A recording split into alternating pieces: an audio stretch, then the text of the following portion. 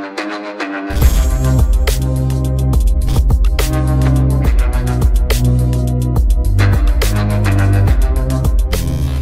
वालेकुम गाइस, कैसे हैं आप। उम्मीद करता हूं कि आप सब खैरियत से होंगे, खुश होंगे और हमारी दुआ है कि आप हमेशा खुश रहें, हंसते और मुस्कुराते रहें। मेरा नाम है रहमान अनवर और मैं हूं मोहम्मद और मैं जफर इकबाल। और आज हम जिस वीडियो प्ले करने जा रहे हैं ये 15 अगस्त पर ये जो प्राइम मिनिस्टर मोदी जी ने एक मिशन तिरंगा जो इन्होंने बनाया, तो उस लिहाज से ये भाई कश्मीर में भी लगेंगे तिरंगे, तो उस पर ये वीडियो है। कश्मीरी मौलाना साहब हैं, तो इनकी वीडियो देखते हैं। इनका इंटरव्यू काफ़ी अच्छा है, तो बाद में देते रिव्यू। अगर वीडियो पसंद आए तो लाइक सब्सक्राइब जरूर कीजिएगा। तो चलो वीडियो करते हैं शुरू। कौन कौन बख्त कहेगा कि तिरंगा उठाने वाला यहाँ कोई नहीं मिलेगा। बाजू कटेगा तो मुंह से उठाऊंगा, सर कटेगा तो फिर भी भारत माता की जय बोलने वाला। इसी कश्मीर का एक पार्ट है पाकिस्तान के पास, जिसको वो आज़ाद कश्मीर बोलते हैं। उनको वो हुकूक मिले हैं बेचारों को, वो हमारा हिस्सा है। तो संभव है कि मोदी जी पीओके को भी रणनीति बना सकते। मोदी जी बहुत कुछ करने वाला है। जो ये पाकिस्तानी वो घुसपैठ वाले लीडर है जो पाकिस्तान को भी लूटता है, उनको भी सिखाएंगे देश कैसे चलाना है। या तो हमारी ही देश में वापस जम हो जाओ या खुद के देश सही ढंग से चलाओ। और कहने वाले कि नहीं आर्टिकल 370 आर्जी है। वो भैया ये बार बार क्या है, 72 साल से आप बोलते हैं आर्जी है। परमिट करो ना, परमिट किसी ने किया नहीं, सिर्फ एक नारा लगाया। ये आर्टिकल 370 आर्जी है। जब ये आर्जी है तो इसको टूटना ही टूटना था। आर्जी सिस्टम को, जो सस्ता चीज़ होता है तो उसको तो खराब होना ही होना, जो अच्छा हो स्ट्रांग हो। भैया आप मुझे ये बोलो, आप नारा लगाते ये आर्टिकल 370 हमारा आर्जी है, आर्जी इलाक है, तो तोड़ दिया पार्लियामेंट ने। तो आप लोग ये बार बार ये बोलते हैं, तो आपने परमिट क्यों नहीं बनाया। अब मेरा सवाल है, अशरफ आज़ाद जो 92 जब यहाँ नरेंद्र भाई मोदी जी और मुरली मनोहर जोशी जी तिरंगा फैलाने के लिए आए थे, तो मैं एक व्यक्ति हूँ जो उनके पास गया और उसमें शिरकत किया है। तो उनके साथ दोस्ती भी हुई है। उसी दिन एक गांव से हाकिरमुल्ला बड़गाम से निकलकर मैं पहुंचा लाल चौक में और उस तिरंगे को सल्यूट किया है वहाँ, है ना। सर आपने एक चीज़ बताई थी कि मतलब आप जो पहुँच करके तिरंगे को सल्यूट कर रहे थे, उधर वो बंदूक तोप वाले भी थे आपके गांव से, हिजबुल के। ओ भैया इतने वहाँ से जहाँ से मैं निकला वहाँ से 2 जने निकले हैं जी। एक ने उस पार लिया है, दूसरे ने तो हमारा अपना है जी। भारत मेरा है, मैं क्यों जाऊँ उधर उधर। जब भारत मेरा है, पूरा मुल्क मेरा है, मैं उधर इधर क्यों जाऊँ। मैं अपने मुल्क को, जब मेरा है तो मैंने उनको देख देख करना है, उसके लिए लड़ना है ना। तो महबूबा मुफ्ती वगैरह, जो उमर अब्दुल्ला वगैरह आप लोगों के सीएम रह चुके हैं यहाँ के, वो कहते हैं कि मतलब कि 370 हटने के बाद कहते थे कि 370 हटेगा तो कोई तिरंगा झंडा उठाने वाला नहीं मिलेगा। आज है 10 दिन बाद 15 अगस्त आने वाला है, तो क्या अभी देखिए, अभी जो ये तिरंगा है ये हमारी शान है, हमारी जान है, हम उम्र कुर्बान है। तो कौन कौन बख्त कहेगा कि तिरंगा उठाने वाला यहाँ कोई नहीं मिलेगा। बाजू कटेगा तो मुंह से उठाऊंगा, सर कटेगा तो फिर भी भारत माता की जय बोलने वाला हूँ आदमी। ये इसलिए बोलते हैं, मैंने आपको शायद आपने ये मेरी जो कुछ बातें की आप लोगों से, तो शायद आप लोगों ने इसमें पूरा समझा नहीं। मैंने आपको ये जो 777 इसका मतलब क्या है, ये जो मैंने आर्जी आर्टिकल 370 आर्जी 3, वो अब देखो कितनी पीढ़ियों ने बोला है। मरहूम शेख मोहम्मद अब्दुल्ला साहब ने, अभी फारूक अब्दुल्ला साहब है, फिर आ गया मुफ्ती साहब, फिर आया उमर साहब, फिर आया फिर मुफ्ती साहब, और ये जो हमारा है गुलाम नबी आज़ाद, वो भी यहाँ चीफ मिनिस्टर रहा, और फिर महबूबा मुफ्ती जी भी यहाँ चीफ मिनिस्टर। हर किसी ने एक ही रट लगाए है, आर्टिकल 370 आर्जी है।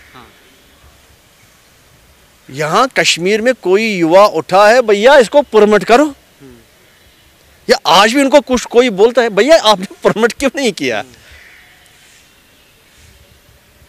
कह रहे हैं वो आज़ादी के लिए था, मतलब आज़ाद कश्मीर की एक तरीके से धारा थी, वो उसको मेरी बात सुनो, आज़ादी का मतलब क्या है कि अलग अलग तरीके से। मेरी बात सुनो, आज़ादी इस चीज़ को, आप वहाँ से दिल्ली से आए हैं, आप मेरे साथ बात करते हैं, यहाँ से निकल कर आप घूमेंगे फिरेंगे, इसको कहते हैं आज़ादी। उसको कहते हैं वो गलत बोलते हैं, उसको बोलते हैं घर अलग बनाना है। वो घर अलग बनाओगे फिर सोचो खाओगे क्या? इसी कश्मीर का एक पार्ट है पाकिस्तान के पास, जिसको वो आज़ाद कश्मीर बोलते हैं। उनको वो हुकूक मिले हैं बेचारों को, वो हमारा हिस्सा है। उनसे भी हम यही गुजारिश कि हाँ भैया हम मिलकर चलेंगे, उधर क्या करना है, छोटा सा मुल्क है। ठीक है, पाकिस्तान बोलता है हम मुसलमान हैं, हम भी मुसलमान हैं, लेकिन पाकिस्तान के लोगों, आपसे मैं इतना ही बोलता है, जो आपके ये खुद गर्ज पॉलिटिशियन हैं, उन्होंने आपको लूटा और लंदन ने लिया पैसा, तो आप भूखे मर रहे हैं, तो हम क्यों आ जाए आप लोगों के साथ? हम तो यहाँ से निकाल रहे हैं ये करप्शन वालों को, तो आप तो बिठा रहे हैं जो करप्शन किया है, जिन्होंने गरीबों का पैसा खाया है। वही दास्तान यहाँ कुछ पार्टियों ने, पॉलिटिकल पार्टियों ने चलाए हैं, वही हिकमत यहाँ चली है। दुनिया में सबसे बड़ा जमहूरी मुल्क हिंदुस्तान है, ना कौन करेगा? हिंदू का अपना मजहब है, वो पाले, तो नफरत क्यों करें हम? आपस में क्यों नफरत करें? नफरत नहीं है। पीओके के बारे में यहाँ के लोग क्या सोचते? मैंने यही बोला ना, आपको बोला वो भी हमारा जिस्म का एक पार्ट है। मतलब हिंदुस्तान का पार्ट है कि क्या लगता है? जब मैं बोला मैं भारत मेरा है, इसका क्या मतलब है? वो भी पार्ट है। जब भारत खुद बोलता है कश्मीर हमारा ताज है, इसका क्या मतलब है? वो हमारा ही एक पार्ट है ना, एक जिस्म का। हाँ, तो उसको भी पार्ट से ही मिलना है ना। मतलब ये मान के चलिए कि 4 पार्ट है, 3 पार्ट इधर ही है, 1 पार्ट उधर है। हम चाहते हैं वो 1 पार्ट भी इधर ही आ जाए, जिसको आप पीओके बोलते हैं, तो वो भी आ जाएगा बड़े अमन से, शांति से। कि मोदी जी के रहते आ सकते हैं, हम मोदी जी कर सकते हैं इस काम को। वो मोदी जी क्या नहीं कर सकता है? जिसने हमें पैदा किया है वो उसको मेहरबान है, पैदा करना वाला है ही इसके मोदी जी के ऊपर मेहरबान है। जो वो बोलता वो करता है, खुद कहाँ करता है वो? तो संभव है कि मोदी जी पीओके को भी रणनीति बना सकते हैं? नहीं, मोदी जी बहुत कुछ करने वाला है। जो ये पाकिस्तानी वो घुसपैठ वाले लीडर है जो पाकिस्तान को भी लूटता है, उनको भी सिखाएंगे देश कैसे चलाना है। या तो हमारी देश में वापस जम हो जाओ, या खुद के देश सही ढंग से चलाओ। ये मोदी जी का अदाब ही नहीं, करने का एक डंके के चोट इस सिस्टम है। अच्छा सर, मोदी जी के बारे में थोड़ा बताइए। मतलब आप तो 1992 पे उस समय से मोदी जी आपके दोस्त हैं, तो वहाँ उस समय तो 1992 की अगर बात करें यहाँ पे लाल चौक की, तो और भी काफ़ी सारे झंडे लगा करते थे। तो और आज का टाइम है कि तिरंगा झंडा लगता है, तो ये कितना चेंजमेंट आया? और मोदी जी और जोशी जी की रणनीति कैसे? देखिए, मोदी जी की जो रणनीति है उसका एक ही सपना है, कश्मीरी युवा आबाद हो जाए, पूरी दुनिया को देखे, कहीं रुके नहीं, झुके नहीं, चलते रहे इज्जत से, मान से, एक हिंदुस्तानी बन के। ये उसका सपना वो पूरा हो रहा है। अब क्या, उसका सपना पूरा हो रहा है। आपसे मुलाकात वगैरह हुई कभी? देखिए, जब से वो प्रधानमंत्री जी बना है, तो एक बार जब वो यहाँ आए 2018 में लास्ट आवर्स में, फिर इलेक्शन था, जब वो यहाँ आए हैं तो फिर मैं गया, एक प्रोटोकॉल पार्टी की तरफ से प्रोटोकॉल इंचार्ज बन के मुझे वहाँ भेजा है एयरपोर्ट पे। ज़्यादा नहीं 4 मिनट हमने वहाँ बात की है विस्तार से। घर का हाल पूछा, बच्चों का हाल पूछा, अड़ोस पड़ोस का हाल पूछा। तो ये मेरे लिए, क्योंकि वहाँ बड़े बड़े चीफ सेक्रेटरी था, वहाँ गवर्नर था सत्यपाल मलिक जी उधर उस वक़्त, और था डीसी बड़गाम, मतलब बड़े डीजी पुलिस, आईजी पुलिस, मतलब बड़े बड़े ऑफिसर थे। तो उनके सामने अशरफ जी घर में ठीक है, बच्चे ठीक है, आप ठीक है, अड़ोस पड़ोस के लोग ठीक है। मेरे लिए वही मतलब एक खरब वाली बात है। मेरे लिए वही कि दोस्ती चले हम साथ, लेकिन इस वक्त वो उस कतार पे प्रोटोकॉल के हिसाब से मैं नहीं मिल पाऊँगा बार बार उसको। मेरे लिए ये नसीब है, अच्छी नसीब है। ये मान के चलो वो उधर से आया है, जिस तरह आप उधर से आए तो मुझे मिले, उसी तरह वो भी उधर से आया है तो मुझे वहाँ एयरपोर्ट पे मिला। तो मैंने भी यहाँ से कोशिश नहीं, मैंने बोला इतना बिज़ी है तो टाइम नहीं होगा तो कैसे मैं उनको, उसका 1 मिनट बहुत ही ज़बरदस्त कीमती है। फिर भी वहाँ एयरपोर्ट पे 3 मिनट मेरे साथ देना है, 4 मिनट मेरे साथ, मेरे लिए वो काफ़ी है ना।